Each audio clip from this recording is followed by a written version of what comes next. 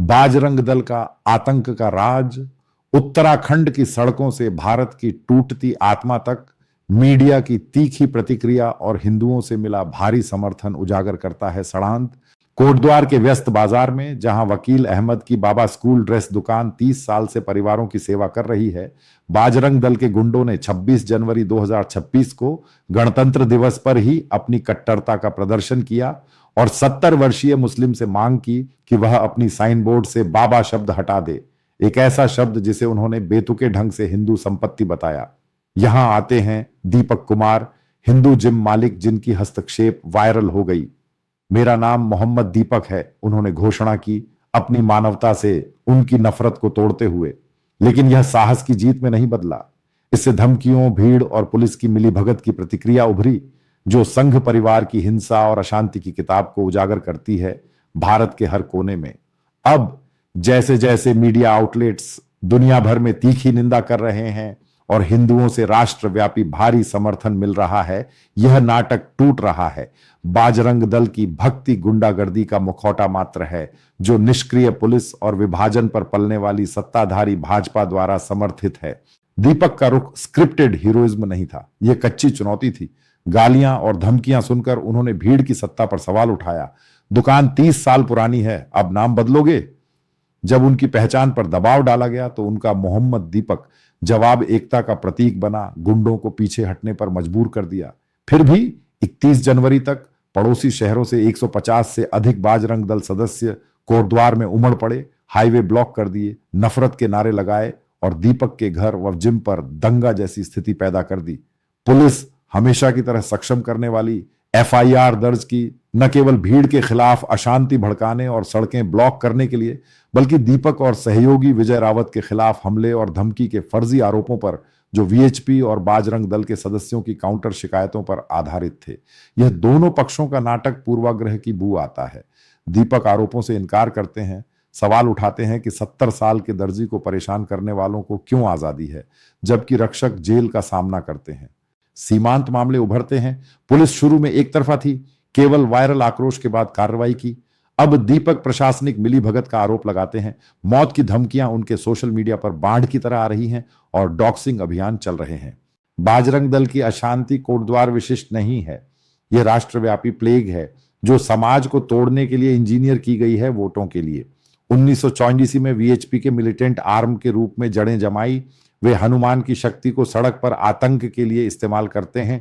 रामनवमी के दौरान उत्तेजक जय श्री राम यात्राएं दंगे भड़काती हैं, जैसे 2022 के व्यापक संघर्षों में जहां मस्जिदों को निशाना बनाया गया और घर जलाए गए।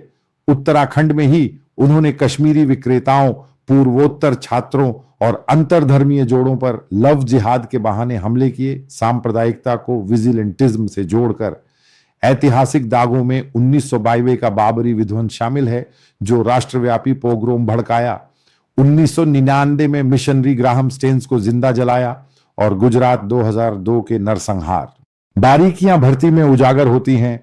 बेरोजगार युवा माचो मुद्रा से ललचाए तोप का चारा बन जाते हैं, आर्थिक निराशा को कट्टरता में बदलते हुए। राजनीतिक रूप से यह भाजपा के साथ सहजीवी है। अशांति हिंदुओं को ध्रुवीकृत करती है, बैलेट सुरक्षित करती है, जबकि नकारात्मकता नेताओं को बचाती है। निहितार्थ कानून की गिरावट, पुलिस को संघ का विस्तार मानकर आर्थिक रूप से अल्पसंख्यक व्यवसाय बंद हो जाते हैं, असमानता गहराती है। सामाजिक रूप से गेट्टोकरण बढ़ता है, क्योंकि मुस्लिम सुरक्षा के लिए अलग हो जाते हैं। सोशल मीडिया की दोधारी तलवार गहराई से काटती है। दीपक का वीडियो फट पड़ा, करोड़ों व्यूज के साथ, हैशटैग जैसे $, stand with Mohammed Deepak trending. फिर भी प्लेटफॉर्म बाजरंग दल के जहर को बढ़ावा देते हैं। जबरन जय श्री राम नारे जीत के रूप में वायरल होते हैं, जबरदस्ती को सामान्य बनाते हुए, जबकि एल्गोरिदम आक्रोश को बढ़ावा देते हैं। दीपक के प्रोफाइल पर गालियों की बांट लाते हैं। व्यापक कोण, यह वैश्विक दक्षिणपंथी रणनीतियों को प्रतिबिंबित करता है, जैसे प्राउड बॉयज की सड़क झगड़े, लेकिन भारत में यह बाल्कनीकरण का जोखिम उठाता है। मणिपुर के जातीय संघर्ष संघ की बयानबाजी से ईंधन पाकर अंतिम खेल दिखाते हैं। मीडिया की तीखी प्रतिक्रिया सीमाओं को पार करती है। बाजरंग दल की गुंडागर्दी को अक्षम्य जांच के साथ उजागर करती है। भारतीय आउटलेट्स जैसे the Indian express, Hindustan times और द वायर ने दीपक के खिलाफ एफआईआर की निंदा की, इसे साहस को सताने का इनाम कहा और संस्थागत दंगा प्रणालियों को उजागर किया। द हिंदू ने बाबा को कॉपीराइट करने की हास्यास्पदता पर प्रकाश डाला, चुनिंदा प्रवर्तन की आलोचना की जो हिंदुत्व भीड़ को बचाती है। अंतरराष्ट्रीय स्तर पर टीआरटी वर्ल्ड तुर्की ने दूर दक्षिणपंथी भीड़ की अल्पसंख्यकों को परेशान करने की निंदा की, इसे भाजपा की मुस्लिम विरोधी एजेंडा के रूप में फ्रेम किया।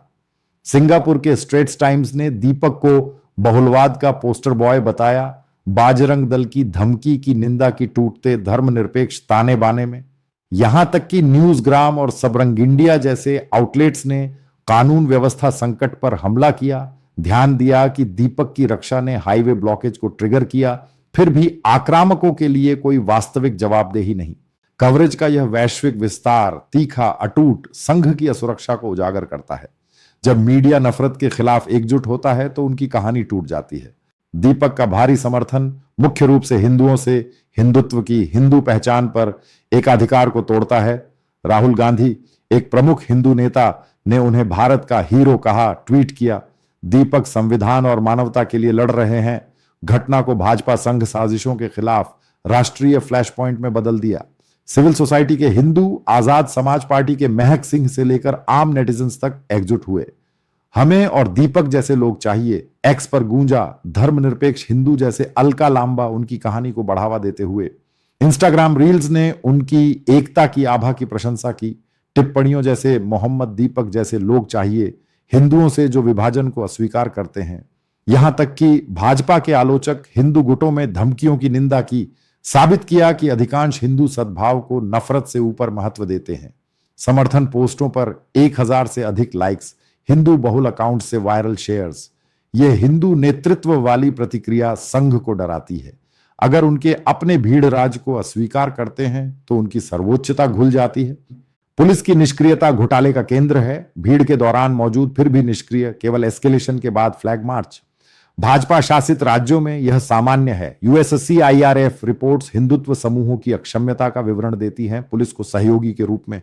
मानवीय कीमत, अहमद का आघात, दीपक का परिवार छिपाव में, बढ़ते नफरत अपराध 2014 से 300% ऊपर।